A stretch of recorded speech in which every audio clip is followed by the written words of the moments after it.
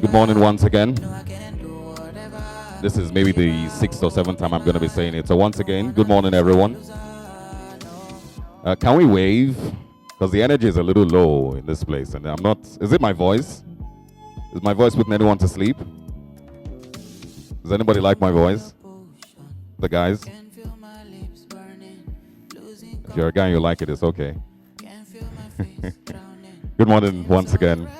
So this is going to be a very, very interesting next 2 hours. It's going to be life-changing, I believe. It's going to be something that a lot of people here, I believe everybody here is going to go home and realize that they've learned something, that they've taken something, and they're excited, about the conversations that we've had today. It's mostly about the job search in Nigeria.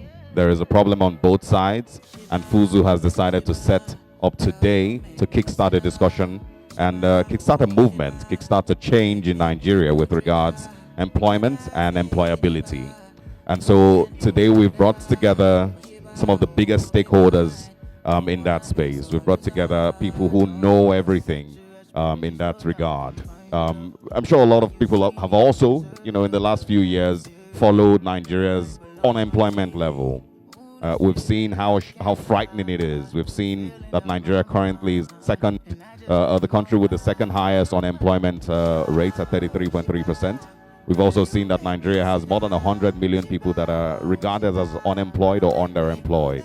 And so there's obviously a very, very big challenge.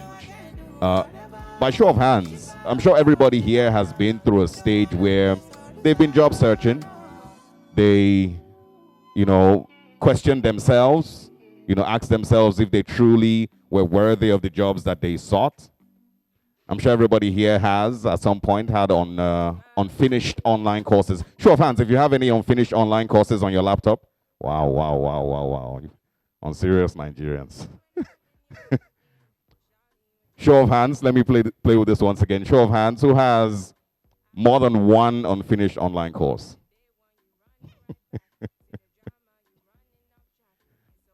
Who told themselves they're going to be done with their online courses by the end of this year, but it's not looking likely. Okay, so I know I'm with the mic, but let me ask you, the lady in green, what course have you left pending? Can you speak up? Speak up a little bit. Oh, I can't hear anything. I'm sorry. Anything whatsoever. You're a writer? No, you're not nonchalant. It's life. It's Nigeria. No, I'm asking, what's the name of the course that you've left pending so far? Can't even remember. Sigh. It's okay. So this is officially welcoming everyone to this discussion.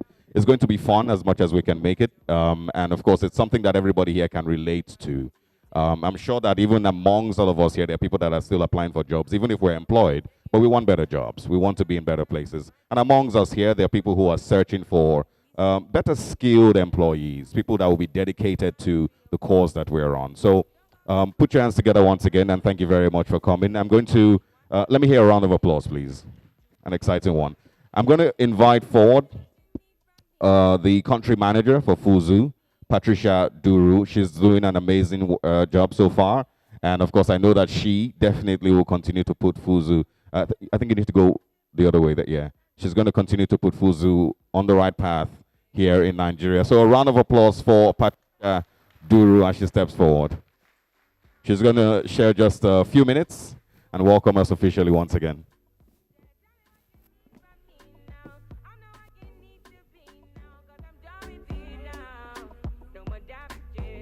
Welcome.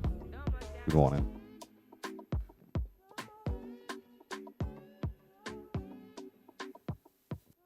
Without overflogging what Asaroge just said, I'd like to start by sharing a fact that I'm sure is well known to everyone seated in this room today. As at the end of 2020, Nigeria had the second highest rate of unemployment in the world. Over 50% of our population was either unemployed or underemployed. Let us allow this sink in for a moment. And I would implore you all to hold this thought with us as we start today's event. Good morning, ladies and gentlemen. It is my pleasure to welcome you all to the official launch of Fuzu in Nigeria.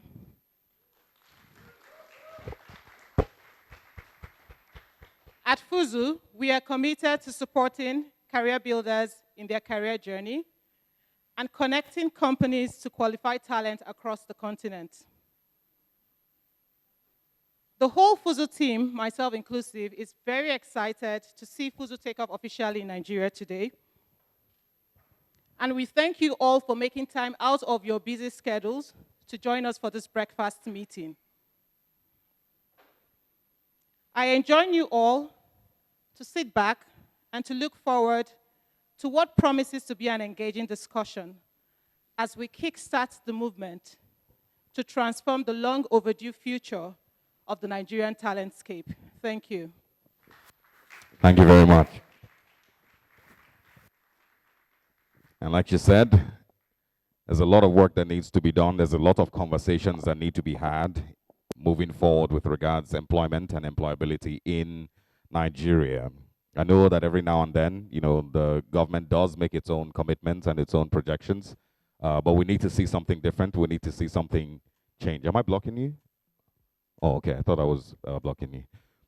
So we're going to invite one of the people who is doing as much work as possible and putting in 100% of her abilities into trying to change the statistics with regards unemployment in Nigeria, trying to bridge the gap between employees and employers.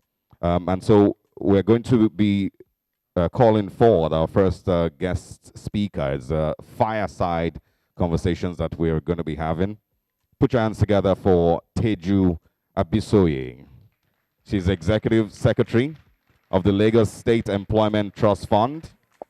It's an agency that has supported 34,772 MSMEs by creating programs structured to provide financing and leverage for MSMEs, skills development for youth, and promote technology innovations in enterprises. She used to be the Director of Programs and Coordination at her auto role and has experience across various sectors such as development, finance, and other things. There's so much. The bio is filled up. Good morning. Welcome. Thanks for joining us. So a round of applause once again.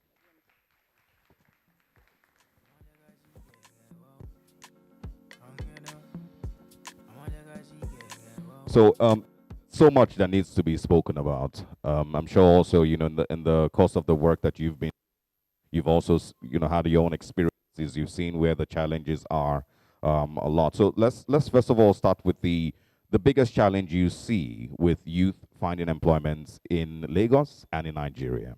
Good morning, everybody. And congratulations to Fuzu. Thank you for coming to Nigeria, starting with Lagos. Well done to Patricia and the entire team. So if you ask me about the work we've been doing in Lagos State since 2016 and the challenges, I think first, I would say that the first big thing we'll talk about is data. Getting the right data, having that to influence the work you do, to make sure that you're more strategic, to make sure that the interventions are more purposeful. Okay, but have you also noticed challenges with the people that you're trying to help? Oh, definitely. So if we had the data, it would have made us very, very strategic from day one. Today, we now have more data because we've now used the work we've been doing to actually look and analyze what really is happening in the market. And definitely one of the things we find, education levels are not, so we did a survey that then showed us what percentage actually goes to tertiary education. You have a majority that don't have tertiary education. So when you begin to plan interventions that can scale, you begin to think more in that regard about what can scale for this demographic, what can scale for this talent, what are those things that would be very useful and effective for them. Okay, and you've also come from, you also have your own journey that has led you to where you are today. So can you, as briefly as possible, share what has worked for you? What is your own personal secret to success? I want to say that I agree that everybody, every child should be given an opportunity. I'm a daddy's girl. So my dad, first of all, I say this because if you think about, I'm sure if we all think about our childhood, our lives, there was something you were exposed to that actually did help inform decisions. I said my dad we had libraries from when I can remember. I opened my eyes and I knew I had books. I had things to read.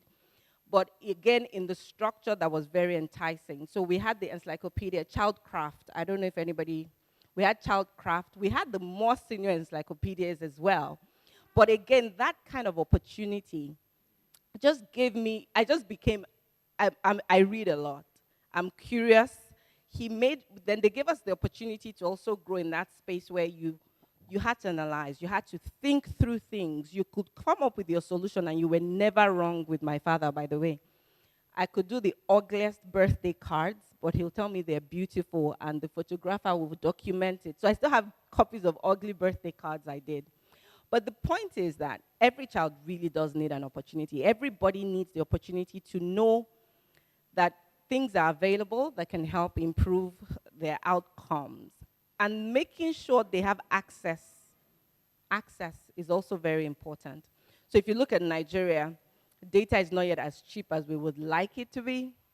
Not everybody has a computer. Not everybody has a smartphone.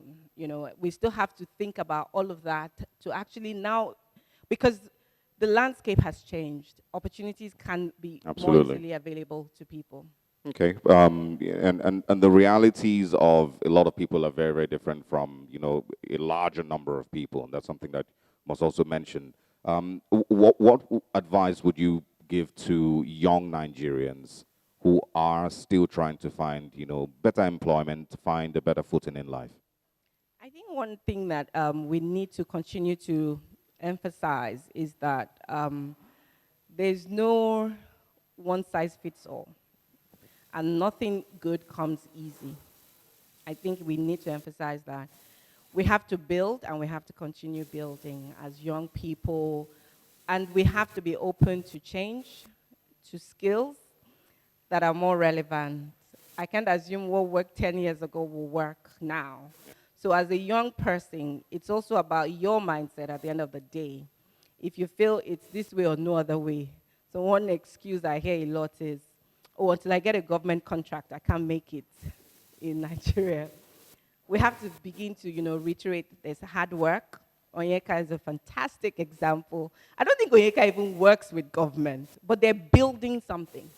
They're building consistently, is being consistent, and, you know, knowing that it will take some hard work. It's not just going to happen. There's no overnight success. All right, with the time we have left, I want to talk about the LSETF and, you know, what you've been able to achieve. How far have you come, and what more is left to do? So for us at the LSETF, in 2016, established to address youth unemployment in Lagos State. The plan is, first of all, support MSMEs, micro, small, medium enterprises, with affordable finance, with every other kind of support you can give that can help increase productivity and make sure they're able to employ people. So sometimes it's capacity development. So tied to that is providing people with the right skills that young people need so that they can get those jobs that the businesses are creating. Then we also support technology-driven enterprises to make sure that they can scale or take idea to market. We've done this to date. You mentioned the numbers. I can't remember the full details, but about 34,000 businesses have been supported. The programs director is also here, so anybody can grab her for any questions they have after, Lara. And we've supported over 34,000 businesses with access to affordable finance. Because a lot of micro businesses will tell you that the biggest challenge, over 83%, even as of this year, will say the biggest challenge they have is access to affordable finance. But apart from affordable finance, we find capacity. Yeah, but here's the thing, and I'm sorry, is much changing? Why I'm asking this is because I'm sure everyone remembers from last year the NSAS protest. There was a massive level of destruction that happened in Lagos, and, you know, in my interpretation, it's really because there was a lot of people who were jobless, who had, you know, free time on their hands to go around destroying Lagos. So has much changed with what the LSETF has done? So I think one of the things LSCTF has done successfully is the ability to be nimble. So what you will find, and we've received over 100,000 applications for loans, but to date, barely 13,000 qualify because people don't have paperwork to support them getting credit. And I'm going somewhere. So that's why we said, as much as people think is access to credit, the issue sometimes is really capacity. It's about understanding what is required for a business to run as an institution and not to run as mom mattress, put the money under the, you know. But that on one side is when you now begin to look at the companies that can scale. Today we find very easily technology can help us scale. And if technology, so I will use PAG as an example. Over the last 10 years now, they've built an agency because over 17,000 jobs because they're using technology. So we provide support to technology startups to make sure that they can scale their ideas and we can take, more jobs can be available in the market. With the trainings, we continue to build the skills and the kind of skill we see happening, that's why one of the reasons we're excited about Fuzu, but obviously, again, we still have to share our concerns about where we think we can come in and add value. Absolutely. And make sure we can change those numbers very drastically. A lot is happening. I don't want to deceive you. We're looking at how to cluster these jobless people into, when you say jobless, people who don't have jobs. Let me use it that way, because you can be productive. People just need to make sure that you have the information to be productive. We can create platforms, we can create clusters to make sure people don't need money. It's not necessarily the money they're going to need. It can be access to the equipment, access to infrastructure, access to whatever they need to build those numbers. So in terms of the numbers have been very bad since COVID. Yes. Lagos was at 19% unemployment. Today, Lagos is at 37.14. So what you even have is that people that were underemployed moved into the unemployment bucket because now they don't even have opportunities for temporary work. So how do we change those numbers very quickly? We think today we have to begin to look at platforms that help, not just Fuzu, but when you talk about TerraWork, Upwork, people can freelance. It's not necessary that you have to have a full employment from 9 to 5. 5. Yes. All right. A round of applause for Teju Abisoye. Thank you very much for stopping by. You said 100,000 loan applications, but only 13,000, mostly because they've not been able to fill meet the requirements for loans to be approved. I was thinking that I at least could get a loan because I'm tired of suffering. So I can't go to the LSCTF and say, suffer, don't tire me, please give me a loan. That's not enough. All right, round of applause once again. We're bringing somebody else up on stage. He's also another very phenomenal personality that we invited this morning to join us. His name is Onyeka Akuma. He's a serial entrepreneur, co-founder and CEO of Trips, of course, which was formerly known as Plenty Waka, also West Africa's largest shared mobility platform that has completed over 500,000 customer journeys with operations in Nigeria and Ghana. Can we please put our hands together for him and welcome him on stage?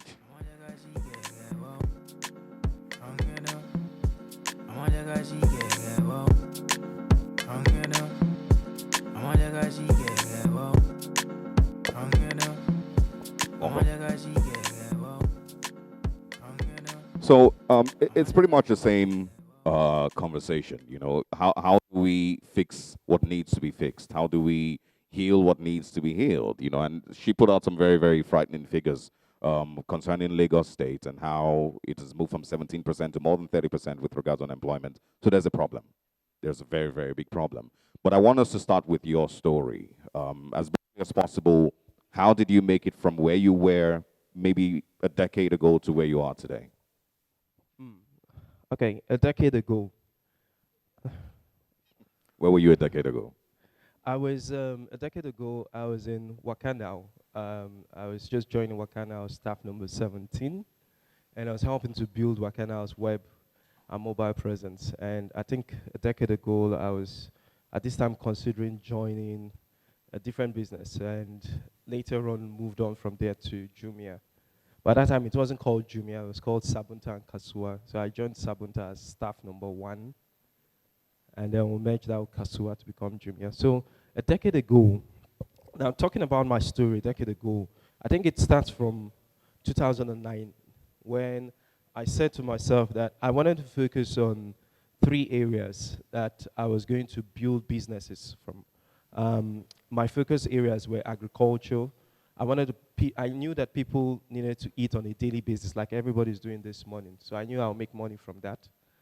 I knew that people need to sleep in homes, and we all did, hopefully, coming into this place on a daily basis. And I knew that people needed to move on a daily basis. So those were the 3 sectors I wanted to pay attention to.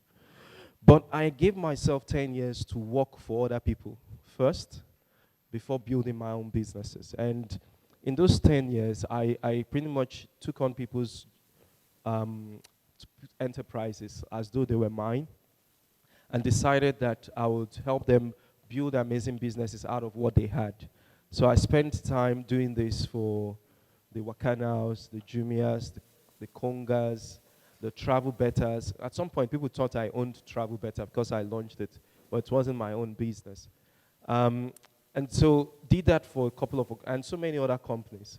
I was speaking earlier, and someone in the audience was asking me, what are the companies you've launched? I said, do you mean my own, or do you mean the ones for others? You know, so I did that extensively. And then 2016, I then decided that, 15, I decided that I wanted to start focusing on those 3 sectors. Taking on the experience I had working for other startups, and also working for some corporates, Deloitte and GTB and British Council. You've been everywhere. Yeah, I've done You've been everywhere. Now, you see, the interesting thing in my career is that people ask me, they say to me I'm a job hopper, or they used to say that. And since this is a career place, I think it's important I share what I did over those periods. Just go ahead. I got out of school, and I didn't realize, and I'm being very frank, I didn't realize I had a first class for a year and 8 months. I literally got out of school 1 week later. I started looking for work. And the reason I did that was there was too much pressure at home with my parents trying to pay school fees of my younger sister. So I didn't have time to wait for my certificate. I was pretty much looking for how I would use my skills, and skills being, at that time, I was very good at web design, designing websites. And so I wanted to use website design to just get a job. And so I landed my first job 1 week out of school based on my skill set. And I helped that company build, I think I remember we designed the Unity Bank website. I didn't even bother, mine was just to do the web design and get on with work. And I did a lot of stuff there. Now, every time I changed my job, I was looking for a new skill to learn. It's either I get it where I am today, or the environment I'm in creates an opportunity for me to learn that is leading me towards where I want to go to. Or So it wasn't, because when most people change jobs, they're looking for higher pay. yes, But your motivation was different. it was completely different. If I'll tell you one of those times when it showed, was when I left Wakana to join Jumia. I was earning 400K a month, and Jumia was just about to launch. They were just launching like from scratch. We're working out of 1004 estate, a flat there. That was where Jumia started from. And we only had 12 million naira to start that business. And I told them in Wakana had raised $7.5 million at that time. I told them, because I wanted to move from online marketing and digital marketing into traditional marketing and PR, I saw the opportunity in Jumia. And so I went back to Wakana and I said, I wanted to move. They're like, you shouldn't. I mean, you're going to a startup, there's no one, deal they will kill you. That was the words I heard. Deal they will kill you, then that move. You should focus on where you are. I took a pay cut. I was earning 400K. I took a pay cut to start earning 180,000 naira. LOL. I left a car and a driver. How many people here are going to do that, please? I left a car. Because, motivated by different things. I knew what I was going after. What I was after was, I wanted to be rounded. I wanted to become a CMO of a leading company in Nigeria. But I knew that I was strong in digital marketing. I needed to get PR, traditional marketing, press. I needed to understand how to. So I didn't get that opportunity to do it where I was. I was ready to take that. So now let me put this on the table also. I had just had my first child. It was barely 8 months old when I was making this move. So I wanted to put that there so that you know that it's not like I did it from my comfort of my parents' home. But over time, I found myself in a place. I found myself in a place where that move helped me get the knowledge I needed in Jumia. Later, I moved on to GTB to do the SME Market Hub in Daniel, and then landed back in Konga barely 1 year later. The GTB one was just consulting, and after that, barely 1 year later, and I started earning 2 times my salary that I was earning in Wakana. I started getting the benefits way more than I got in Wakana. Only because at this point I was now rounded. I had done now you can't get more experience doing traditional marketing than doing it from a startup that is coming from nothing and then very soon becomes a unicorn. I mean, just getting that phenomenal growth. That helped me make that move. And eventually I left at being the vice president of marketing in Konga to set up Konga's marketing team from scratch. And all those benefits were in. Now that move, not everybody will make. This is a round of applause. And I agree, not everybody would make that move. And one thing that I'm sure for everyone who's paid attention to his story, his motivation is different. For other people, their motivation would be who's going to pay me higher? Where am I going to make more money from? But yours, was entirely different. And most times in Nigeria, I'm sure everybody knows that when a company tells you, let's build together, you will be owed salaries for 3 months straight. So it's already a red flag. Be a part of the company. We're all one family. That's his 4 month salary that they're not going to pay you. So now I want you to talk about the time that you spent, hiring people also. You've also tried to bring other people into, take other people from the unemployment market. What has been the biggest challenge that you've had, and where have you seen that, needs urgent help? Is it with the undergraduates, or rather the young graduates, the experts, the blue collar workers? Where would you say has the biggest challenge? Okay, from a recruiter's end, from an employer's end, I think the biggest challenge is when you find people, you put out an advert that you're looking for a particular kind of person or individual, and you have so many people fill up your box with with CVs that don't meet the criteria. There's no way I'm going below the standard of what I want. Still long enough searching than taking somebody that is not fit enough for the role. Because at the end of the day, it will cost me so much to upskill that person to the level where I need that person to be. So from an employer's perspective, now, today, in a business like maybe Tree or Farm Crowdy or Rent Small, all the other business I have, I think it's because the business is now established at the point where we can now take that process. We can now work with the likes of Fuzu. When the startup is just kicking off, it's not, usually you don't have that money to work with recruitment agencies. You're your recruitment agency, you're your finance agency, you're your investor relations agency. So you don't have that money. At that point in time, recruiting is focused on core values for me when I'm starting. Competence is good, but when I'm starting, it's first core values, it's passion, it's the willingness to learn, and showing at least some level of humility in the past that you have those core values that will allow us work together when we're starting. Once the business starts growing, for me as an employer, usually the first thing I pick in my organizations is the people manager, so that from the core values, I'm able to establish who do we start recruiting into this organization that will meet what I am expecting from the people that I want to surround myself with more than half of my life every day for 5 days in a week. I'm just going to throw one final question. The world has changed. COVID-19 basically changed so much. Right now, there's more Nigerians who are hungry for online work. They would rather work from home than have to, go through that stress. But do you think that is doing well enough here in Nigeria, or is there so much more that needs to be done to improve that workspace? See, even for me, it's a serious dilemma dealing with the whole work from home, work from the office.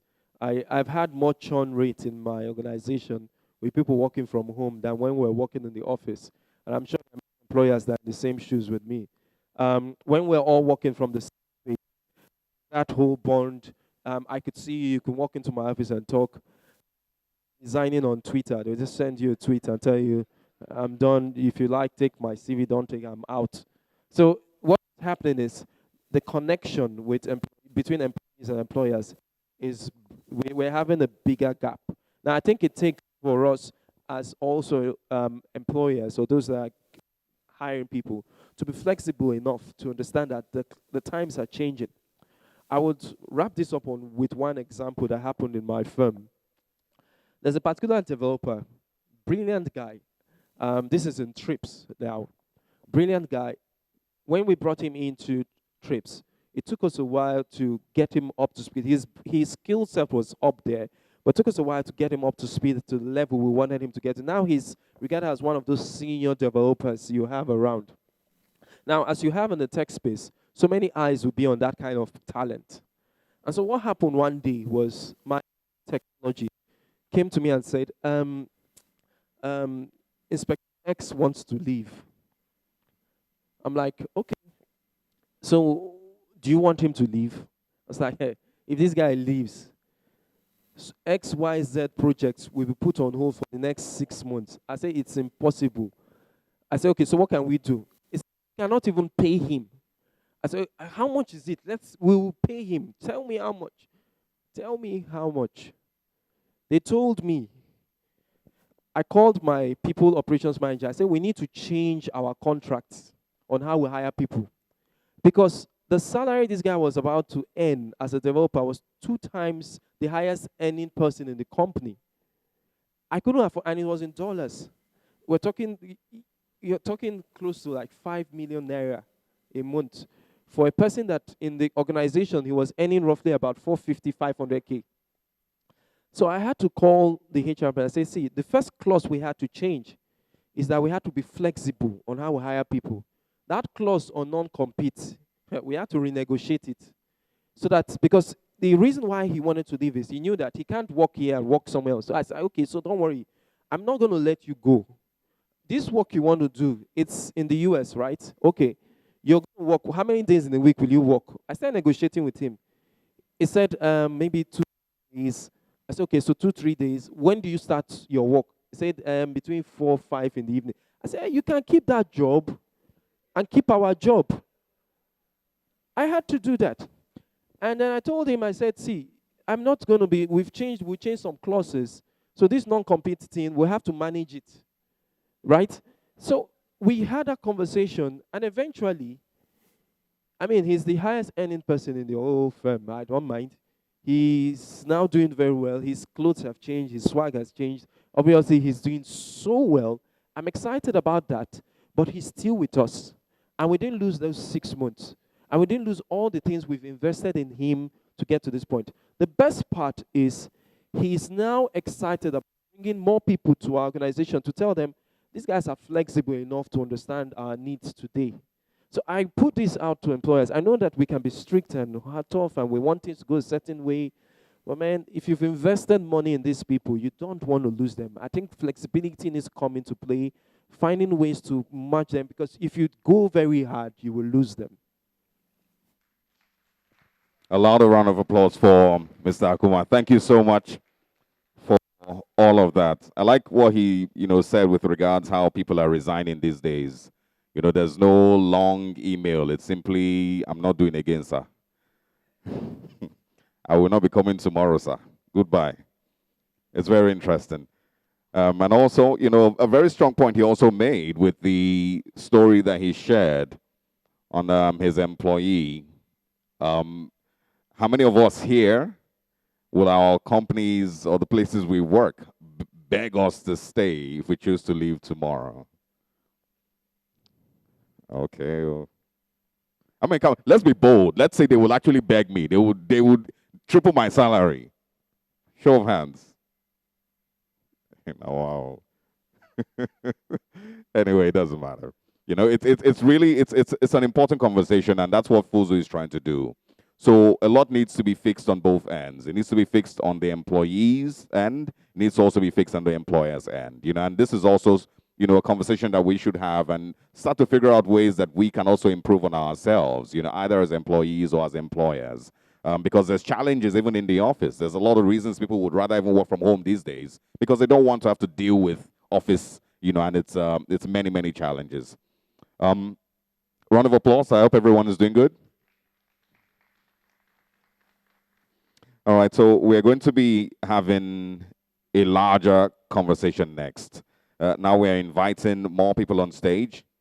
We're going to be, of course, getting people to take different sides, either as suits or as sneakers. And when we get to that place, of course, I will get to share with you. But before that, let's quickly invite Sherifat Umar. If she's here, can she please step forward? Sherifat Umar, okay. Oh, she's the one I was speaking with. I didn't know it was you. She's also going to be giving us a very interesting spoken word conversation. And maybe at the end, let us know why she hasn't finished her online courses and why she doesn't even remember the name. She probably abandoned this online course since February. Welcome, Sherifat. Round of applause for her once again.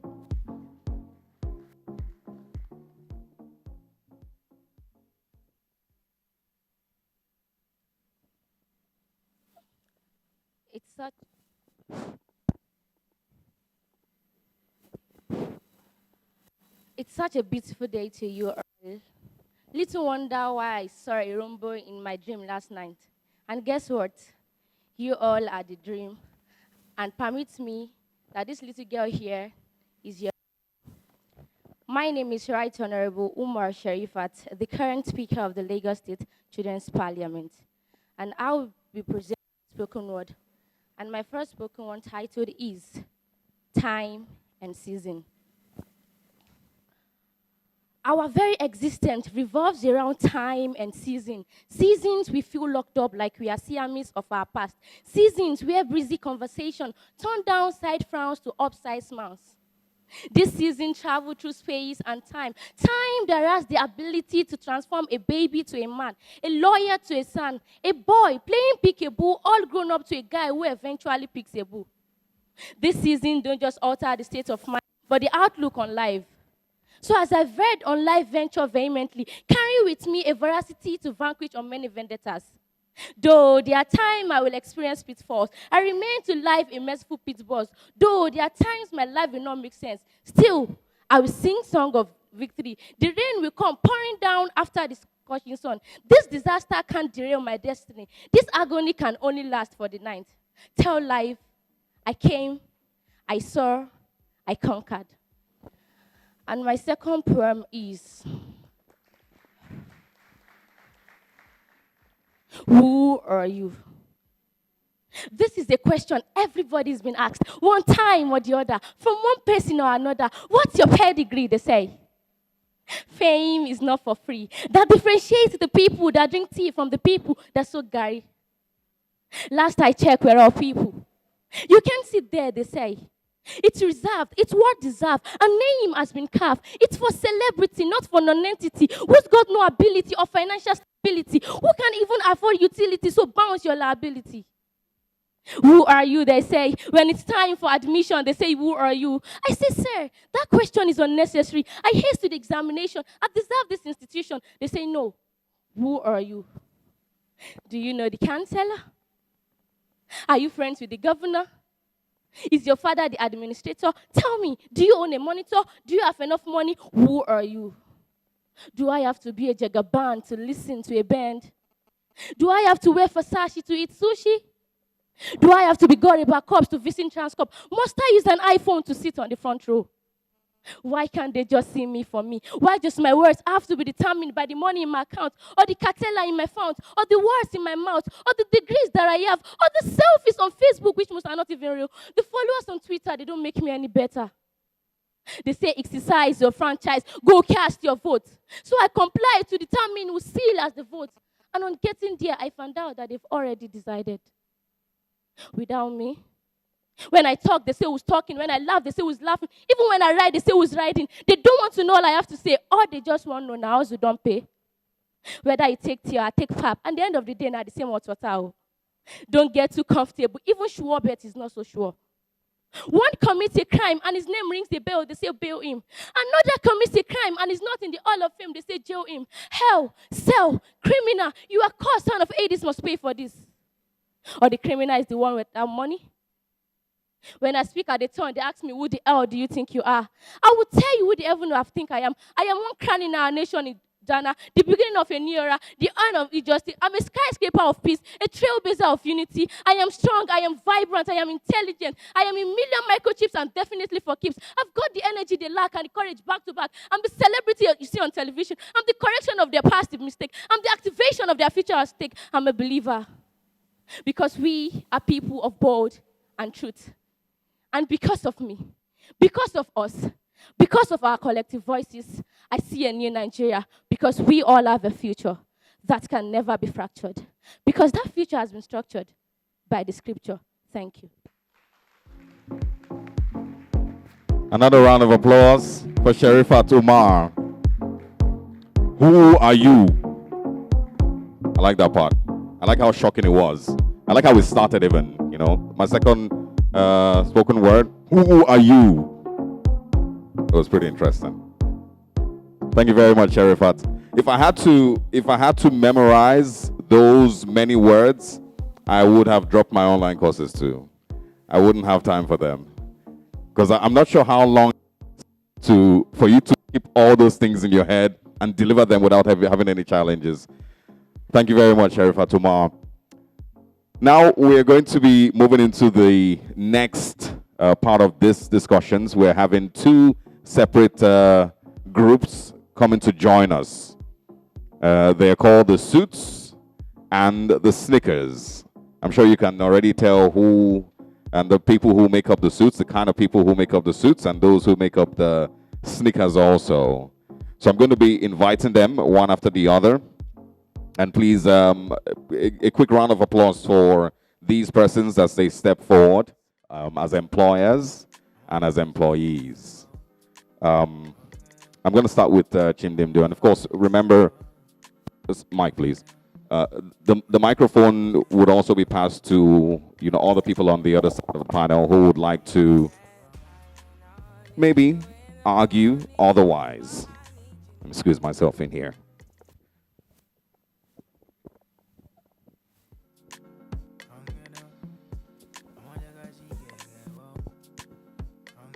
Okay, so let me start with you. You've worked in development consulting for a number of years, and of course, you've lately worked in the creative industry in Nigeria. The job market, of course, has been described as very, very complex.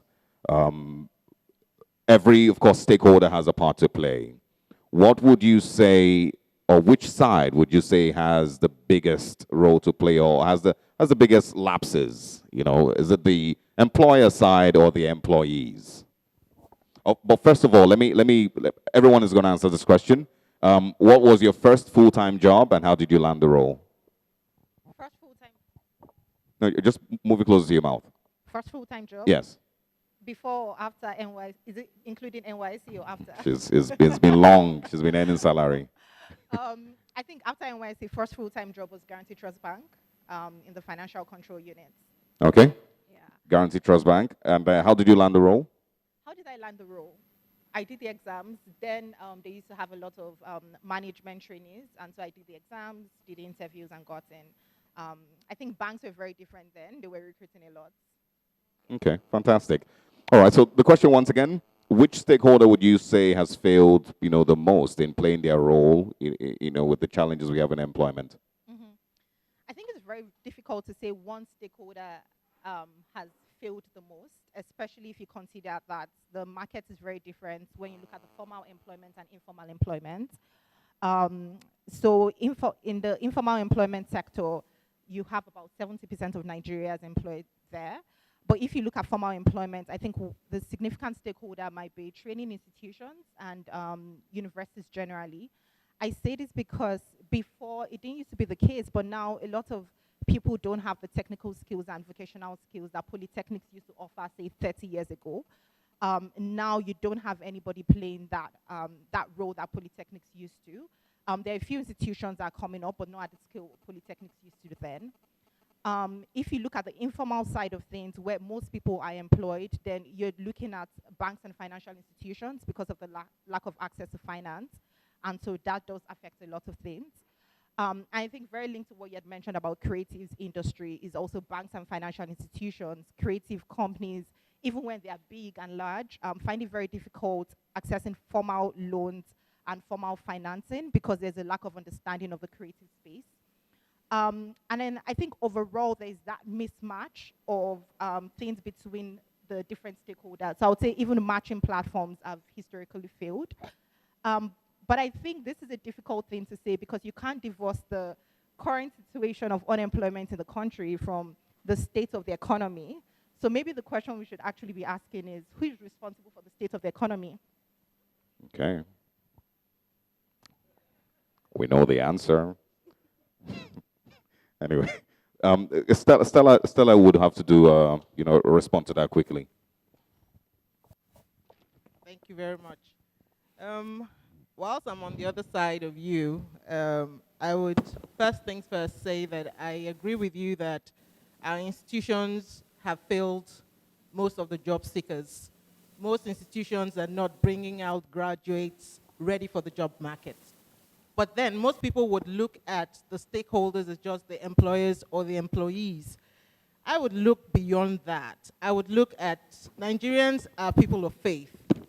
Most people will listen to their imams, their priests, or their pastors before they will listen to the lecturers. How many of these people in that stakeholder group actually from the people that they oversee? They would rather tell you to pray about something rather than work at something. In addition to that, clearly government has failed us. You said that. But then I think even the employees themselves are failing themselves. Most people are just looking and are focused on just getting paper qualifications. They're not really and truly understanding what it is they're supposed to do. They're not ready for the market.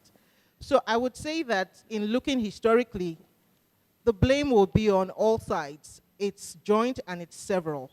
Every stakeholder has a fault, and every stakeholder has a job to play to actually get us employable job seekers. And until we come together as a body, every stakeholder understanding what is required to actually work as a perfect employee to get the business from where it is to where it ought to be, we haven't actually started scratching the surface. Thank you. All right, round of applause. They're both being, very in the middle, here and passing the blame around. So now let's speak to Onyeka. When I introduced her, I said that she had been, an employee before, and then she's eventually moved, to be an employer now. So she's tasted, every side of it. You've been employed at multiple businesses. You've now been able to have your own staff. Where do you think employers get it wrong when they're assessing talent? Are they too focused on credentials and years of experience, and or they completely ignore skills and some of all of that? Okay, so I'm going to speak from when people are just entering into the job market and then when you actually finally gain experience, what I think are the problems, right? So I think that the first thing is when you're trying to get in, employers are too focused on credentials. And I just want to be clear that this is from my personal experience, right? So there's a lot of looking for, you mentioned paperwork, that focus on paperwork. There is, I think focus on credentials sort of creates or has created that blind spot for, does this person have the actual skill or does this person actually have the potential to actually do the job? That is what I think, just from my experience. And then I also want to say in terms of fit, another really vital thing is values, company values, right? And I'll tell you how this ties back in the sense that I feel like employers sort of neglect or have neglected how important their company values are in sort of attracting, retaining, and actually like even getting the potential employer to the final stage where they say like, yes, I want to work with you, or I will continue working with you. And I'll say this in terms of how I noticed that there's a lack of flexibility, especially with the older generation of employers, right? There's a lack of flexibility. And so I feel like people or employees are, they would much rather work with people who can be flexible. I know that Onyeka spoke about this. Work with people who are flexible. They would much rather stay with you. They can even take a pay cut with you. You know, like they can come from whichever company that is paying them higher and come to you, right? If you're able to actually provide flexibility for them. So I think that in terms of fit, it's just a thing of values play a really strong role in, you know, like how employee relationships. And also, I think that we need to be less focused on when people are getting into, when I said I would start with entering the job market, and then also if you've gotten experience. So I feel like for experience, when you get to the later, like you're now experienced, you're trying to select jobs. But now that you're on this end, would you employ a person based on their credentials or based on, you know, the skills that they have? I would say for me, it would be skills and value as opposed to credentials, because what's happening right now is not a lot of people, my generation, I like to say my generation because that's Gen Z, the focus really for them is not, people are getting or are learning and upgrading their skills that they don't have to do with, oh, I went to this, you know, school, or I have this degree or XYZ. So people are getting or learning or gaining knowledge in very different ways. So it's for employers to look for, how are people actually learning? How have they been able to upgrade their knowledge, and how have they been able to get skills, right? So these skills, are you able to spot the potential just knowing, you know? So I think like that okay, so we're going to have Mojola Oloa also speak on this.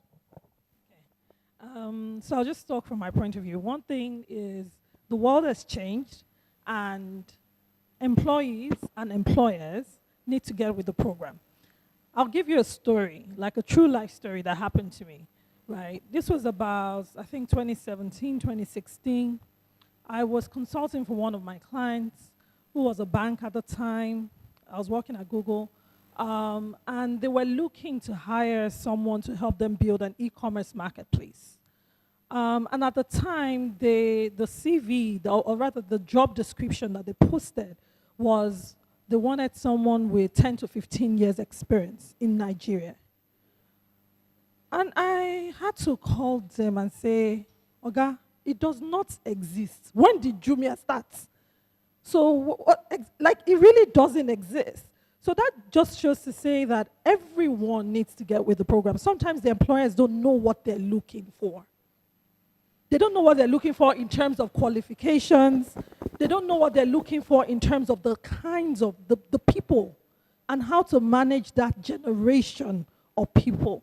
I mean, Onyeka is almost, I'm not even sure if he's a Gen Z himself, millennial, which category. I think he can flow in between. But he definitely understands, he's definitely with the program, because, I mean, the example he gave in terms of negotiating with someone instead of losing a talent was just fantastic. So for me, I think that everyone needs to get with the program. The employees need to understand what it means to work in an employment. The employers need to get with the program. They need to go and train themselves in terms of like, what are the, you know, what do we really want? What are we trying to really solve for? And who are the people that are going to help us solve this? Is this somebody that has 20 years experience, you know, doing networks? Or is this someone that has 2 years experience that is going to come and solve my problem? Is it about the years of experience, or is it about the skill? Right? The employees at the same time also need to get with the program and also know the kinds of skills that are important for them to build to be able to fill those jobs. Absolutely. I'll stay with you. No. You stay with me. You work with Google. It's a global brand. That means that you've been able to assess talent from different countries across the world. What is it about Nigerian talent? What's it about the Nigerian culture with work that makes our situation with employment so bad? It seems like we're, worse than even neighboring African countries. Our figures are very, very frightening with unemployment. So what do you say is lacking with the Nigerian culture with employment compared to other countries? There are many things I can say, but I think that everyone has already said it. I think as I was saying, I said that opportunity, talent is equally distributed, but opportunity is not. There's just not enough opportunity. I saw another stat that basically said that out of the 1/3 of the people that wrote WAEC got into university. Of the 1.5 million people that wrote WAEC got into university in Nigeria. So do the maths, that's 500K. Out of that 500K, 350,000 of them graduated. So some people fell off along the way, right? Out of the 350,000, 200K actually got jobs. And out of the 200K, 50% of them needed to be retrained.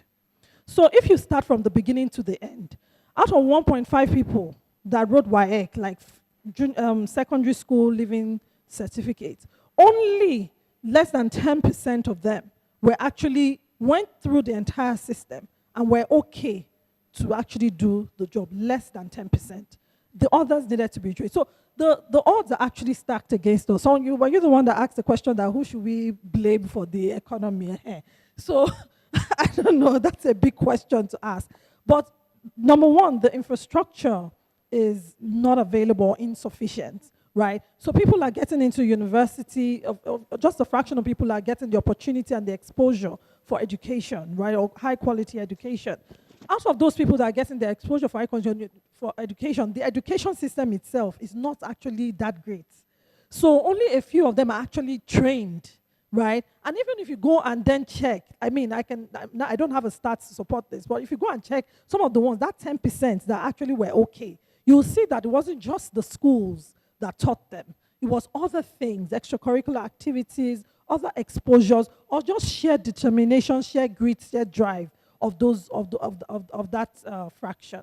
So it's really how will I put it now? It's really a combination of different factors.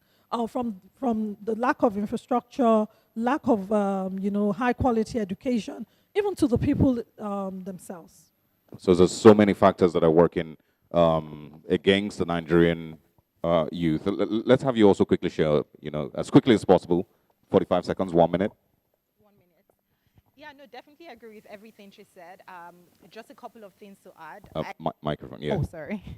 So I was saying I agree with everything you said. Just a couple of things to add. I think things have been declining massively, right? So you mentioned the statistics about schools, but thinking back, say, 20 years ago, people could go to federal government secondary schools and get very good quality education. People could go to unity schools, and the school fees was not prohibitive. Unlike right now, for you to get good quality education, you're sending your children to private schools, and plenty times that's prohibitive. So I think that decline also plays a role. I think something else is also expansion of the economy, whether we like it or not.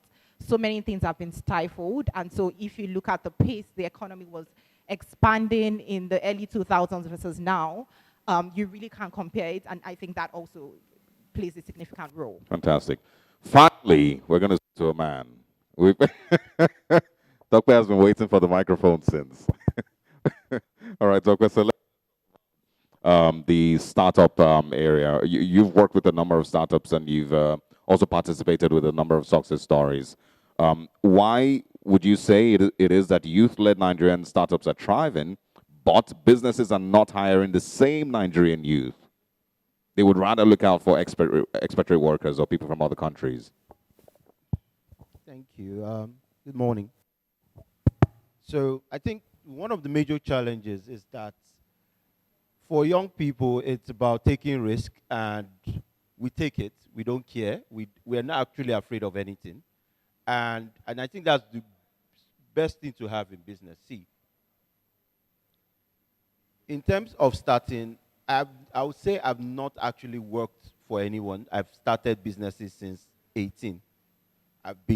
All the businesses, I've actually joined them from beginning, and I just took on those roles. No one knew.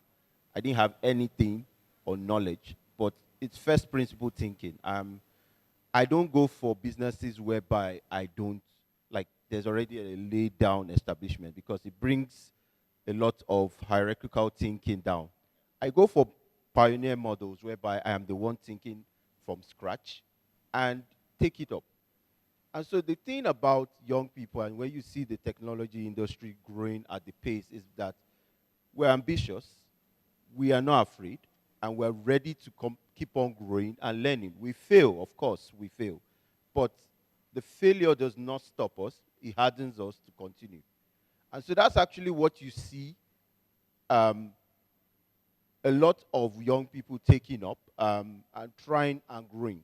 Yeah, but we don't But then see. the issue with employers is that go ahead. it's the issue of stability versus innovation. And so you've created this model that is perfect for you that works in and out. You clock in, you clock out, and things are just almost boring, if I'm going to put it. But it works for that management team, right? And your management cycle, you've done your processes and it's working. But you find out that over time, you're not catching up because it's almost flat. So the truth is that if you actually truthfully want to grow in terms of your objectives as a business owner, or you actually need to just let people work it out. Yo, take this, figure it out.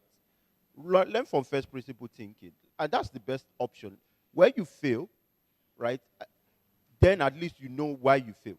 But the problem is that I think because most people are they want stability in terms of when you speak to heart on heart, one-on-one with most of the CEOs, they prefer stability, and so they are not so averse to having change. Because if you really want change, you would see change happening. And I'm guessing that kind of fight back in terms of an ideology from the founders or the team kind of reduces the play. Because when you look at the most innovations in the world, where young people started and still continue leading, they start them again, there is no blueprint.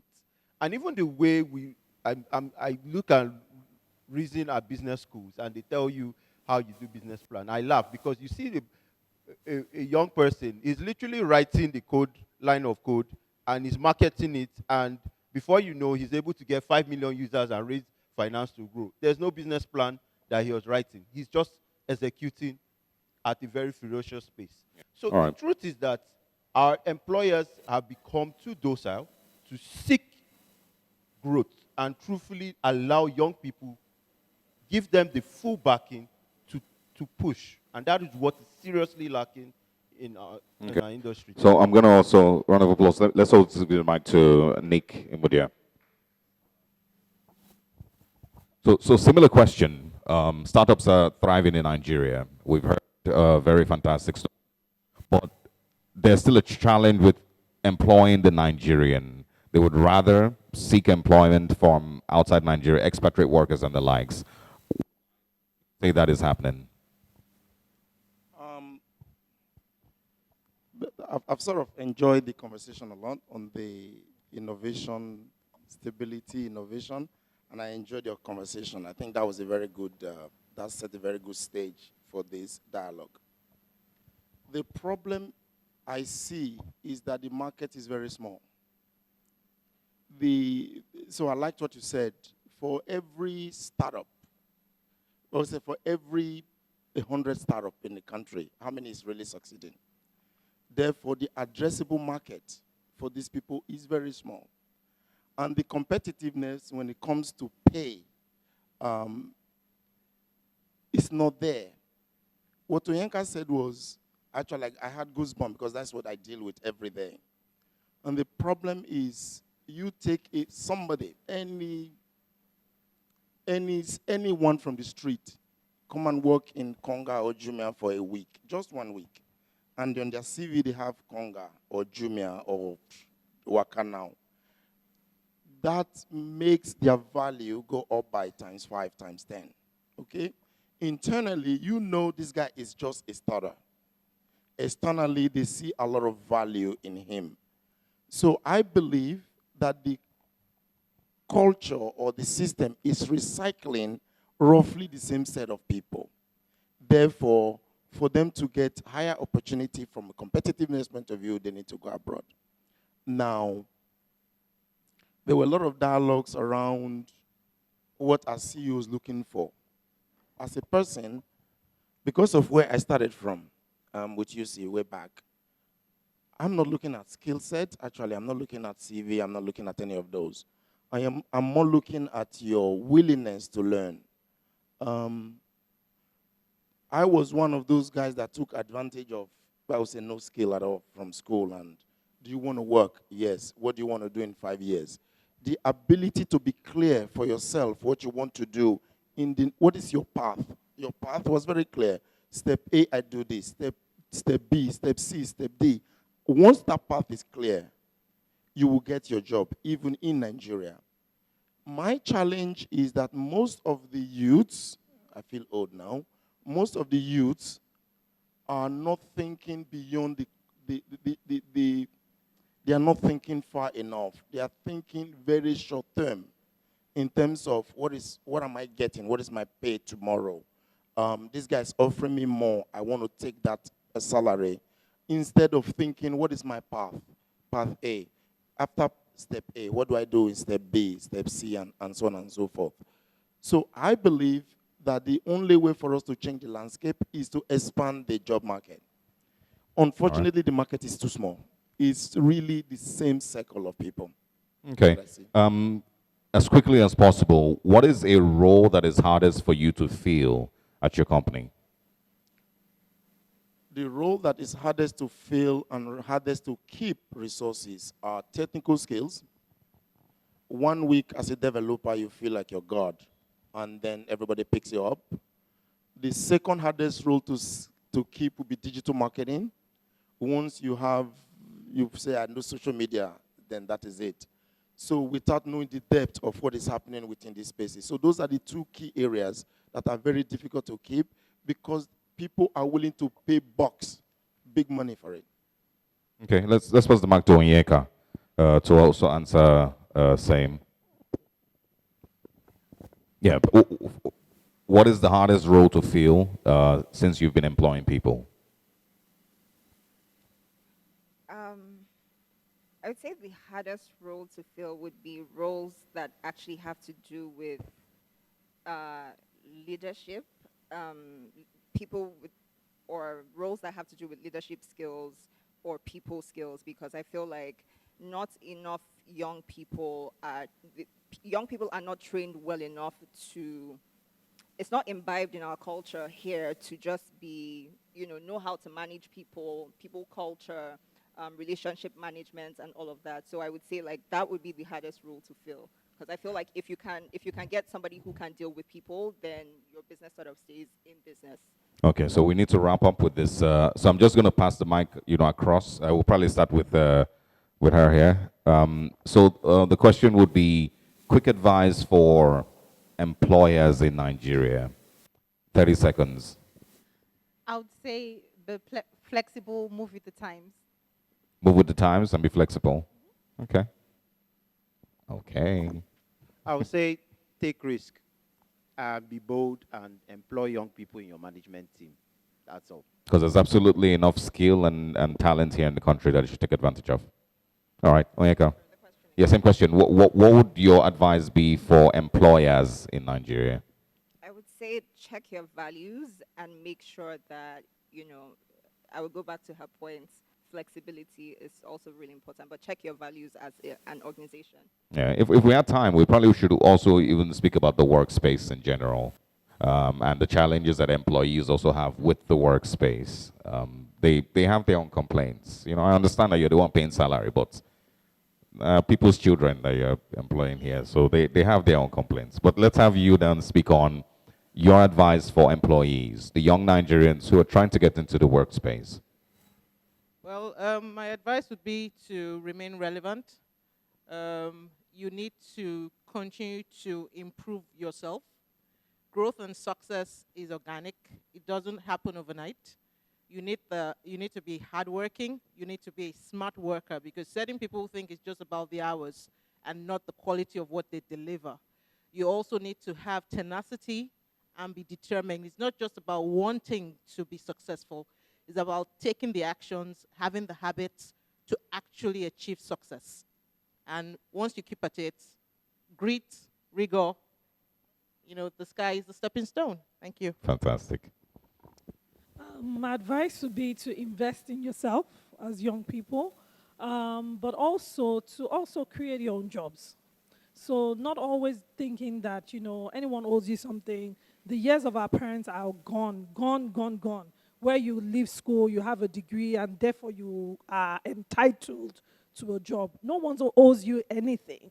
And so while you invest in yourself, also know that you can create your own job. So innovate and start something, even while you're still looking for that dream job, so to say. Absolutely. For me, is be very clear what you want to do. Have a clear roadmap for yourself. Where do you want to be in 2 years, 3 years, 5 years? And be very flexible to achieve those goals you want to achieve.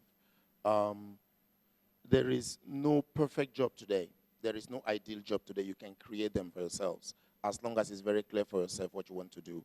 Do you want to be a business person, or do you want to be do you want to be an entrepreneur, or you want to be in management in a company? Decide. Once you've decided that, then follow that path, and you'll get there. There is nothing stopping you. All right, fantastic. Please, a very loud, resounding round of applause for both panels as we, of course, usher them off the stage. Okay, so hold on. Let's have a quick pictures taken. I still have beef with Onyeka. So he finished school, he didn't know he finished with first class. Can you imagine? Can you just imagine? It's a lot to celebrate today because of the conversations that we've had. Big smile. The conversations that we've had, and we of course see that there's a lot that will be changing moving forward. And yes, that is the country manager. We have those dreams every now and then that I don't think I want to work for anybody anymore. And then you try entrepreneurship for 1 year, and then you start dusting your CV once again because Nigeria will teach you. So everybody has moved through those stages. Please, a loud round of applause for the CEO of Fuzu, UC Henkanen. He taught me how to pronounce it a few days ago. Round of applause. Welcome once again. Yes, good morning, everyone. I hope everyone is enjoying the morning. It's really, truly awesome to see so many passionate people coming together around this important topic. I can see that this topic resonates with many of you, because ultimately we are talking about you, we are talking about your loved ones, and we are essentially talking about the future of this nation. So let's take kind of a snapshot at the global level or African level that what we are talking about. We've already been talking quite a bit about the numbers. You've heard all these figures, but I think it's still good to take a look at the continental level where we are going. So that's where the beautiful continent Africa is there, very much at the center. In 2021, just today, we have a workforce that size is about 650 million people across the continent. Over the next 15 years, by 2035, we will see 500 million more people coming to the job market. Africa becoming the world's largest job market. By end of the century, by 2100, we will have almost 4 billion people on this continent. We're tripling the population, more than tripling the population from where we are today. And if we look at the education system today, from the education age, people between, let's say, 6 and 20, about 80% of that age group doesn't access professional education today. So that's a pretty daunting number. So let's then zoom into Nigeria, and we've already heard quite a few of these figures here. Nigeria already is the most populous country on the continent with 213 million people. By 2050, the population will grow to 400 million.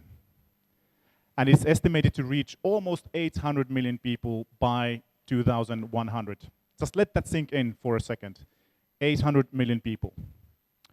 And this is on a landmass that is 3 times smaller than that of India.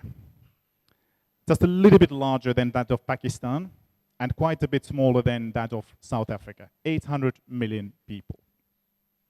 If you then take a look at the job market situation there, as we've already heard, about 1/3 of the working age population that forms the job market is currently unemployed. 50% of people are either unemployed or then underemployed.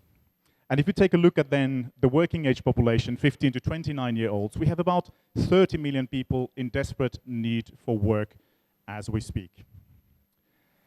And those are pretty daunting numbers.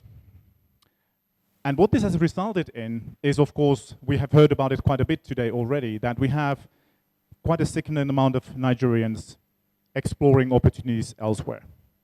Economy massively dependent also on remittances that are coming from outside. And even during this trip, I've been hearing stories from many of you, even here present in this room, where you have relatives or family members thinking about moving out. And in Pew Research Center's research, it shows that 45% of Nigerians are considering leaving the country over the next 5 years. Think about that. Almost half of the population thinking about that. But the reality is that this does not need to be our reality. And I would even be strong in saying this cannot be the reality that we are building. We have to be able to take a different look at the world around us. And so what I'm suggesting is we actually should be changing the perspective and seeing this massively fast-growing population as the primary reason for optimism in Nigeria. The source of future wealth, the source of and source of also social stability going forward. So rather than creating juxtaposition between different groups, we actually come together and start solving the problems one by one together. Over the past 12 months, when we've been researching the market here in Nigeria, we've been talking to dozens and dozens of job seekers, both entry-level talent, senior talent. We've been talking to dozens of employers, trying to get to the bottom of what their problems actually are. And we can see will and motivation to change. I myself been coming to Nigeria now for 13 years. I came first time in 2009. Since then, I've been visiting Nigeria about 20 times. And every time I come to Nigeria, I am amazed at the level of aspiration and ambition of the people I see here. The continuous need and wish to grow, to become better, and the never-ending optimism I'm seeing around myself. This is actually, I come from Finland, and I would love to see, Nick also has been living in Finland, I'm sure that we could actually export this spirit quite a bit to Europe as well. We need this level of optimism everywhere on this planet. But when we make that our rocket fuel, and I believe that we can truly make this spirit and this wish for growth, this aspiration to become better, the rocket fuel for a much brighter future. We can be saying that, am I sugarcoating things? You know, am I just saying that it's actually easier? If we take an honest look around ourselves and we take a look at what has happened over the past short 10 years. 10 years ago, Nigeria was not the hotbed of African innovation. It was actually quite a few years behind what was happening in East Africa, even Southern Africa. But today, Nigeria is the leading nation on the continent. Leading nation in terms of attracting capital, creating new enterprises, and these enterprises will start generating social and economic impact in the world around us. So instead of complaining about what we don't have today and what we are missing, let's actually start coming together and start fixing these issues one by one. And that is the reason why we are in this room this morning together.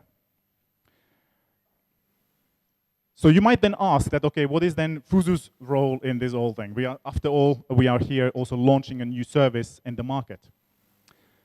We are no policymakers. We cannot hire millions of people, that's clear. But we are innovators who love impossible challenges. And our own rocket fuel is the passion to support people and organizations to succeed. We make problems digestible, and we solve them one by one. So let's take then a look, because we've been, of course, as part of our research, we were researching what are the pain points, what are the challenges that job seekers and employers are facing, and how can we then fix this? So, what are Nigerian job seekers primarily battling with? First of all, there's this never-ending question, are there enough jobs out there that are actually right match for me personally? What career paths are right for me? We also heard about several people talking about that. How can I find a path that is actually relevant for my context, relevant for my background? How do I sell my skills to employers? How do I get feedback for my applications? Many employers are getting hundreds or even thousands of applications. We have even cases in Nigeria where government offices have received several hundreds of thousands of applications for one single job. So it's impossible for employers to provide feedback. And then lastly, where can I find support and resources that are relevant to my local context? Let's take a look at then the employer side. The questions are in some ways related. How to reach and attract the right talent? How do I actually find the people that are most relevant for me? Secondly, how to review and shortlist thousands of candidates? How to validate the skills and the fit of the candidates? How to provide feedback to all the applicants? How to develop the skills of my workforce? So how to build that dream team that takes my organization to the next level, and how to keep it growing as we go on. So what are we then going to do to change this? So we are introducing Fuzu today to the Nigerian market. Fuzu is a platform that supports job seekers at every step of the way. From figuring out where you want to go with your life, to providing you with personalized support, tailored to who you are, what you need, where you're heading, to help you get where you want to get with your life. What it means in practice is that we will be providing people with massively accurate recommendations so that you never miss an opportunity when the opportunity arises. Secondly, we provide people with different type of tools. Here is just one example of them. It's a tool that provides you with an automated wizard that then helps you to build a world-class, beautiful-looking CV free of charge. Thirdly, we are building tools for supporting our users in understanding who they themselves are, their personality profiles, their skills profiles. We are providing tools, again free of charge, for people to understand how they compare with other people they are competing against. What can they learn from the process? Because we know that employers will not be able to provide feedback to everyone. And lastly, we're going to provide lots of locally relevant learning content and inspiring articles. People to see role models around themselves, because one of the key things people are lacking are people that they can model, people they can learn from, and then connecting them with learning resources. And our commitment to fixing this problem, but as we said already, we can't be doing this ourselves, so we need all of you here in the room, but our commitment to fixing this challenge is to provide these services free of charge to Nigerian job seekers. The value of this service is going to be about 15 billion naira over the coming year alone. That is our commitment to the Nigerian job seekers. On the other side of the coin, we have then the employers. So while we are then supporting all these millions of people over the coming months, we are collecting, of course, a lot of data, and that data we can then use for employers like yourselves to find the right talent much faster and at lower cost than before. Yeah. So what we are going to do is an automated advertising of jobs to best matching candidates, making sure that the people who are best fit for your opportunities will see what we have out there. Secondly, artificial intelligence-based analytics of the candidates and really making sure that you find the right people that are, again, the best ones for your open opportunity. And lastly, second to last, team collaboration and candidates messaging solutions straight on the solution itself. And lastly, then psychometric and skill testing based on world-class research. And here again, our commitment. Sorry, before the commitment, my ask to everyone here in this room is now a little bit related to Nick's point earlier. It's about changing behaviors, it's about changing mindsets, and it's about opening doors to fresh new talent. And so my ask to everyone here in the room is really to embrace young people, open up doors for fresh new talent when they're graduating from universities, providing them with the first to work in a real organization. Start building those relevant skills that you need to succeed in the working life. But our commitment to Nigerian employers is to provide the entire bouquet of Fuzu services free of charge over the coming 4 months. And this is just the start. As said, we are aiming to build a movement around this. We are just a small factor in this game.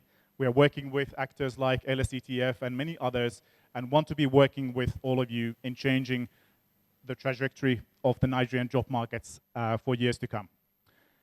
So let's then move ahead, and what I would now be asking then is to get our dear partner on stage, and so that then we can officially inaugurate Fuzu in the Nigerian market.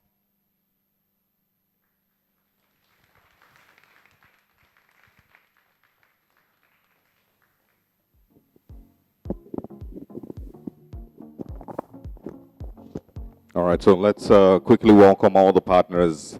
Edwin Ajogon, who is the CEO, Eco Innovation Center, Arts and Technology. Please a round of applause for Edwin. We also have Patrick Eromosele, the CEO of Impact Hub Lagos. Fifemayo Ayesimoju, Marketing Manager, Global Citizen Nigeria. Please a round of applause as they step forward. All the partners. And Babajide Ashegbeloyi, I apologize. I know I didn't say that right. Please, a round of applause. Please come forward. All the partners are meant to step forward. If I've called your name, please, we'd like that you step forward. Edwin Ajogon, Patrick Eremosele, Fifemayo, Babajide, and Kolawole Okuboyejo. Please all step forward. And of course, the panelists and speakers also. Before you arrest me. The speakers and the panelists, please all step forward. Onyeka and Chimdindu. This is, officially the huge moment. This is where it all starts. After all the conversations that we've had all morning, this is officially the ribbon cutting to open the doors to all the plans that Fuzu has for Nigeria, along with every other person who has worked hand in hand with Fuzu to achieve this. And so we need to make this a big moment.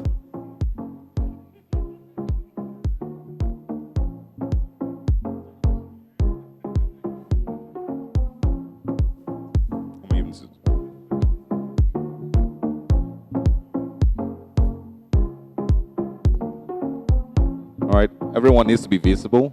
Chimnindo, I know you're light skinned, but still step forward so we can see you. And all the partners, please, can you put a hand on the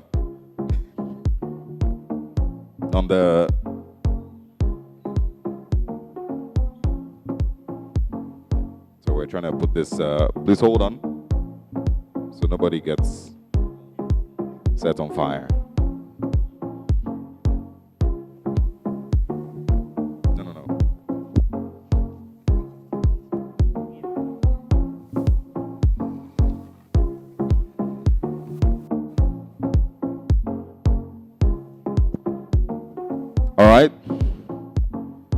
This is officially that very huge moment. DJ, I hope that we're in sync with this. We want to launch Fuzu. We want to kickstart, the greatness that Fuzu brings to Nigeria. So we're going to be counting down Oh, it's already a countdown on the screen.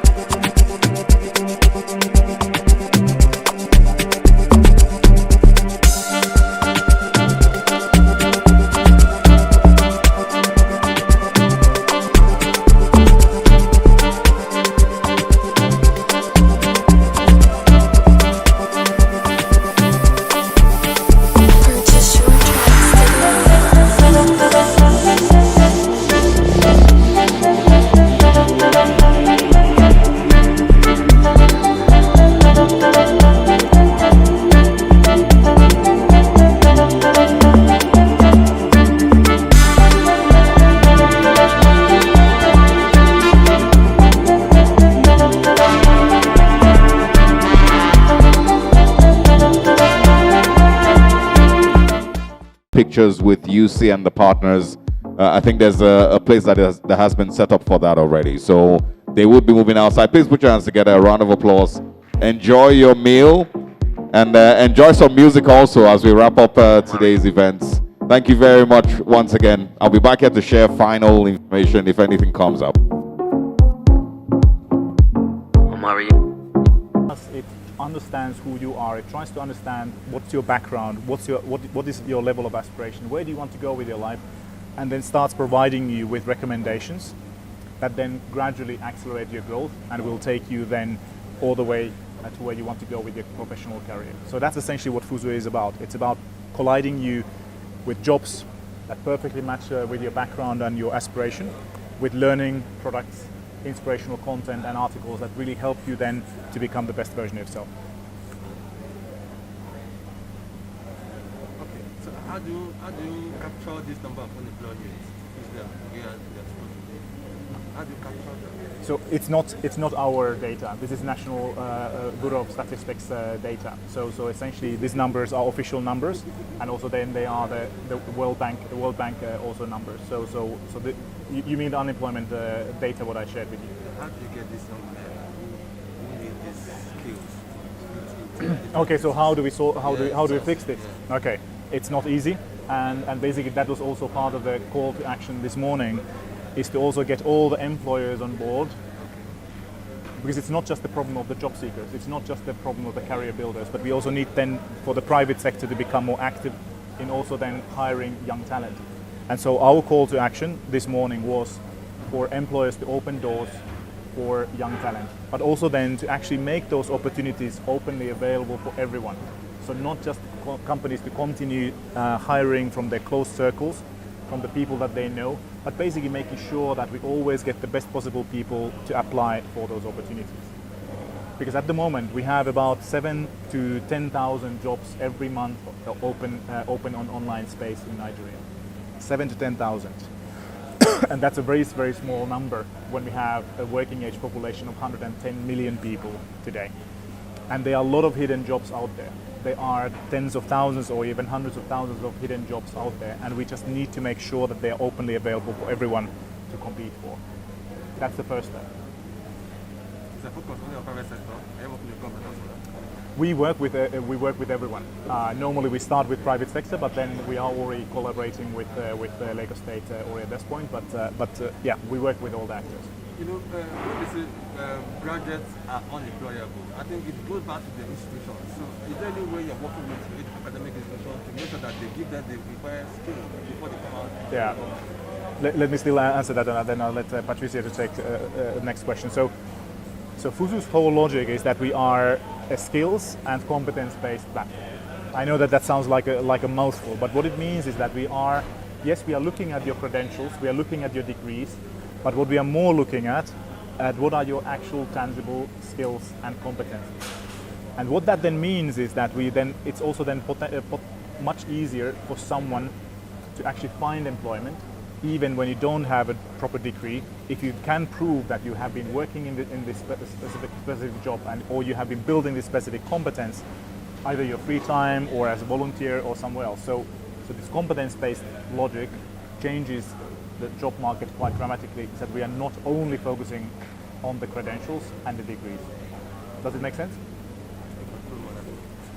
Yes, so just to follow up with what UC has said, so there is a plan. It's part of our plan to partner with educational institutions, again because we realize that talent is truly important in this country. And as UC has said, again because there is so much we can do, right? We cannot impact the curriculum that they learn in the schools, but we have on our platform a huge database of courses that people can actually get online and learn themselves. And I think it speaks true to our mission, right, where we're supporting people and organizations for success. With individuals, we like to call them career builders, we want them to be the best version of themselves. And that's why we want to get them attracted to our platform. They register, they look for these jobs that we recommend, the jobs that fit their current profile. But it doesn't stop there. We want them to continuously upskill themselves with the rich library of content that we have on the platform. And so that tomorrow they become more aspirational and get into those jobs that otherwise seem so distant as we stand today. Maybe one thing to add there is that, as we announced this morning, we are providing Nigerian job seekers with different tools free of charge. So these tools are paid for everywhere else, but but Nigeria. So we are providing every Nigerian job seeker who wants to come to the platform with access to what we call a free premium CV. And free premium CV is a beautiful looking CV that you can build on the platform. You can download it from there, and you can use it when you then go to employers or apply, or you can of course use it on the Fuzu platform itself. Secondly, we provide free of charge instant feedback, which is then a service that then compares you to other candidates and gives you feedback about how did you do. And the value of these services over the coming year, we estimate to be about 16 billion naira. So that 16 billion naira. So that is how we are contributing to the Nigerian economy and to the Nigerian job seekers. 16 billion naira, because these tools that are otherwise paid, we're offering them for free, right? Annually, right? Yes. Annually, yeah. Are there media plans that people are putting on the way to create much awareness? Because the target audience need to get aware of all this. So what are your media plans that putting on the way for awareness to be created? Yeah. So thank you very much. That's a great question. I think that we've had certain soft campaigns before this launch. So this launch is one key event that we've done to drive awareness. But it doesn't stop here, right? We have different marketing campaigns that we'll be pushing through different digital channels. Again, just so that we can bring Fuzu to the light in the minds of everyone here. And so the aim is to make sure that in terms of creating awareness, we want a lot of people to understand that Fuzu, because a lot of people can make the mistake of saying Fuzu is just a job board, but we're not just a job board. We're a career accelerator platform where you're looking at two sides of it. We're supporting career builders or individuals, right, to be the best version of themselves through all of these things that UC had mentioned, and also supporting employers to make sure that they give access to enough opportunities to do so, but also making sure that their hiring process is faster, is easier, and it saves them enough time to then focus on doing other things within the organization that can improve it. Yeah, so if you look at the key differences between Fuzu and what we have in the market today, if you look at traditional job boards, what you normally do on them, you are searching for jobs. So basically you go there and you key in keywords, and then you see what is out there. On Fuzu, it's different. So on Fuzu, when you come and you build your profile, the system actually then recommends jobs that are best matching for you. Everything you see on the platform is tailor-made for you. And when we do that, we of course collect a lot of data about the individual users. And so when this talent then applies for employers' opportunities, we also then provide employers with tools that then help them to find exactly the right talent, just like Patricia said. Also massively advanced tools, again leveraging artificial intelligence, different type of tools that then really help you out of the hundreds or thousands of candidates to find the right ones for you. And so making it much easier and much faster. Now there's this issue of what I want to study in university. I was moving to study at university. So after school, a lot of graduates come out, they really don't know what they want to do. Now the question is, what strategy is Fuzu using to help young people, graduates, determine what exactly they are called to do, what exactly they are supposed to do? So to answer that question, right, it speaks again to the sort of tools or the support we give to career builders. For example, one of the tools we have, or one of the products we have on the career builder side, is that we also help you do your career planning. So for example, once you come out of school, there is that tool on our platform that can at least help you do like a short to mid-term to long-term plan of where you need to go. And also, based off of what we've said, give you the recommendation in terms of learning, not just job recommendations, but in terms of learning that can help you get there. So there is that plan, right? As we said, we are committed to supporting career builders along the entire spectrum of their career journey. Think about it from the other viewpoint for a second. So one thing what I saw at early part of my own Africa journey, which is about 17 years ago when I started working in different parts of Africa. One key thing that most youth are missing is someone to actually help them out in finding their path to employment. Someone who can act as their role model, someone who can actually share with them what is it like to actually work at an office? How do you even think about your career aspirations and so forth? And the one realization behind Fuzu was that we simply will not have those millions of people who can actually guide everyone. So that's what we are trying to do with this platform, is that the platform itself will be able to provide you with access to that knowledge that you need. Anyone who hasn't had anyone to talk to help them out. Exactly. So it's like a platform that then does that for you. So let's imagine, if you want to become a marketing professional, you can go to the platform and you can find videos about what do marketing professionals actually do. What is their day-to-day work like? Or if I want to become even a guard, how do I keep myself fit? Or if I want to become a project manager, what is that about? Because if you come from a family that is non-privileged, you will never have seen what is actually required from a professional working, in the white collar work. Sorry, please. So it's more or less like that's a niche you have over your competitors. Sorry. That's a niche you have over your competitors. Yes. Yeah, I'd say that is a big thing. So we don't focus on just searching for jobs, but we really focus on making you the best you can be and making the entire experience personalized to you. So if I go to the platform, I see completely different things than you would. Okay? If you go there, you probably see a little bit similar than you, because you have a similar background and similar type of professional skills. But everything is customized for who you are. Okay, making them the better person, which means involves coaching, mentoring, and training, right? Yeah. What is your reading plan for either online or live sessions for training, mentoring, coaching, and all the rest? What are your engagement plans? Ready-made plans. So again, we have that on the platform, right, at the moment, so you have access to it.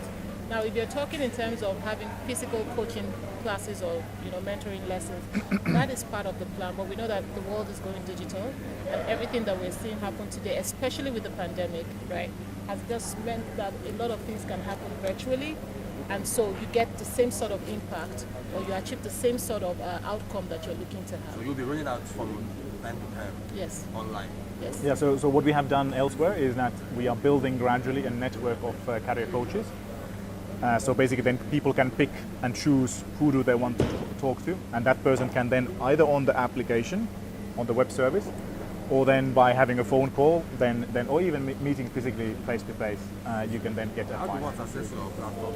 Smartphone or laptop? It is just www.fuzu.com. So it's basically the address what you can see.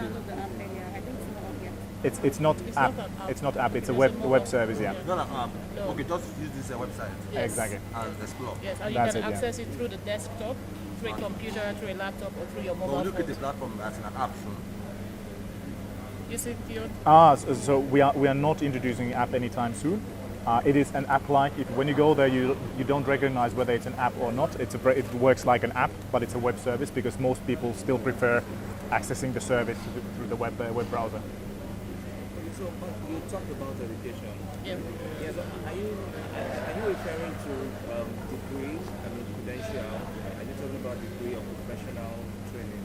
So again, we're not. What's the word to use? We're not an education institution as exactly. such, and we don't deliver degrees. Yeah. But basically, what we provide are skill-specific courses. And courses that sort of build a specific competence. Let's imagine that I want to become, again, a journalist.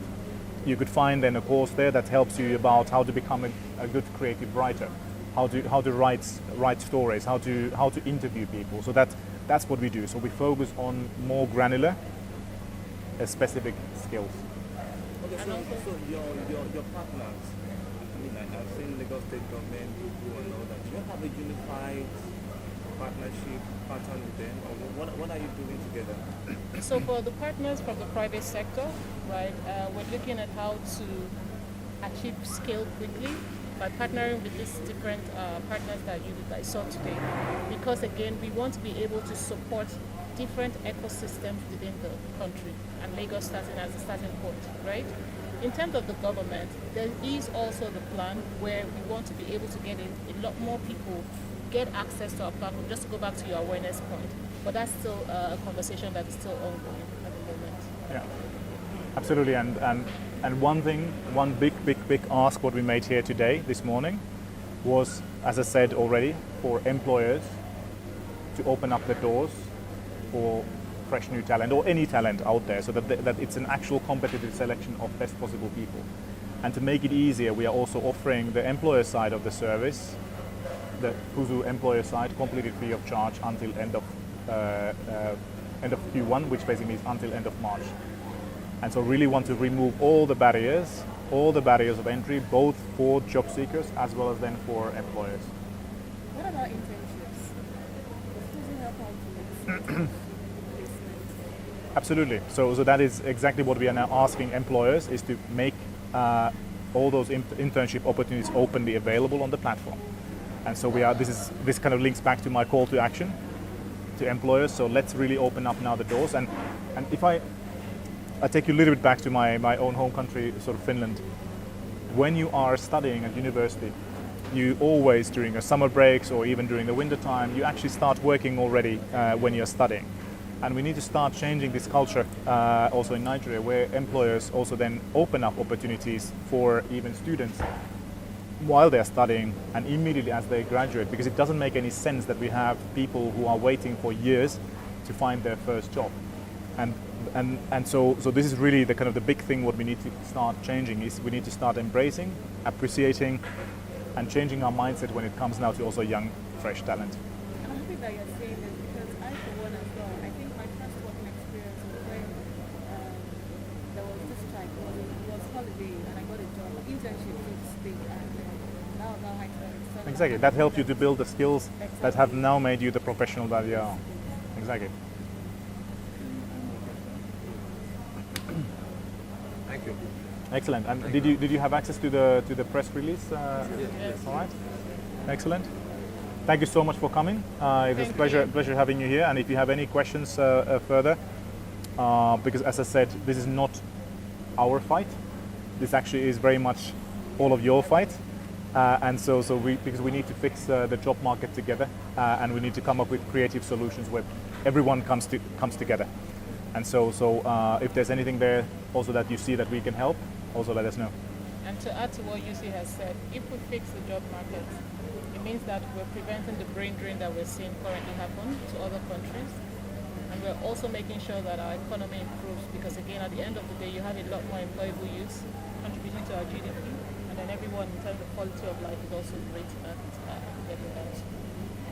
Absolutely. Thank you so much. Thank you.